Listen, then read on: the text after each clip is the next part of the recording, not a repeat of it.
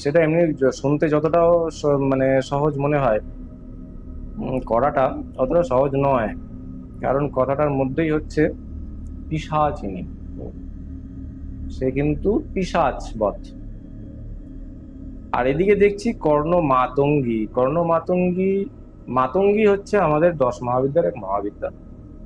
সে শ্মশানচারিণী, কিন্তু সে মহাবিদ্যার মধ্যে পড়ছে। তার নিজস্ব কিন্তু যোগিনী মণ্ডল, পুরো দেবী মণ্ডল কিন্তু তার আছে। কিন্তু একজন পিশাচিনী, তার কিন্তু যদি সঙ্গী সাথী থাকে, তারা শুধুমাত্র প্রেত এবং পিশাচ হবে। দুটোর মধ্যে ডিফারেন্স এটাই যে একটা পুরোপুরি সাধককে নিজেকে পিশাচবধ করে তুলতে হয়।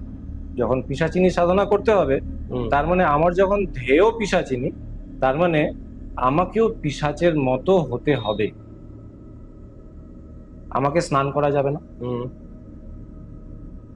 খেয়ে মুখ ধোয়া যাবে না, হাত ধোয়া যাবে না।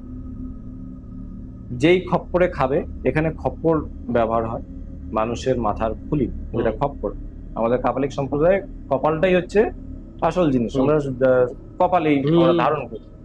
সেই খপ্পরে তাকে মদ খেতে হবে, মাংস খেতে হবে, কিন্তু সবই হয় কাঁচা, নইলে চিতায় পোড়ানো। সে জামা কাপড় পাল্টাতে পারবে না, নখ কাটতে পারবে না, চুল কাটতে পারবে না। তার যদি আদেশ আসে, সে যদি তাকে বলা হয় যে গিয়ে গু খাও, তাকে খেতে হবে গিয়ে। এবং সে শৌচকর্ম করেও সে কোনো রকম ভাবে হাত পা ধোবে না, কোনো রকম সে সুগন্ধির ব্যবহার করবে না। সে প্রতিটা টাইম, পুরো 41 দিনের সাধনা হয়, পুরো 41 দিন তাকে কিন্তু শ্মশানেই থাকতে হবে। সব রান্না ওই চিতাতেই রান্না করে খেতে হবে। এবং তার সাথে একটা গুজ্জাতি গুজ্জ একটা ব্যাপার হচ্ছে, একটা হাড্ডি দেওয়া হয়, যেটা হচ্ছে মাসান।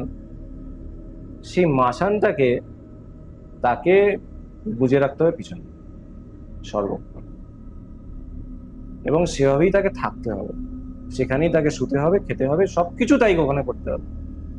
এবং আস্তে আস্তে ধীরে ধীরে যখন পিশাচিনী যখন আস্তে আস্তে আসতে শুরু করবে, তার আসার টাইম হচ্ছে মোটামুটি রাত 2:30 থেকে 3টে, 3:30 পর্যন্ত। আচ্ছা, এই সময়টা কিন্তু তাকে বসতে হবে সাধনায়। 12টা বেজে গেল, মানে ওকে সাধনায় বসতে হবে।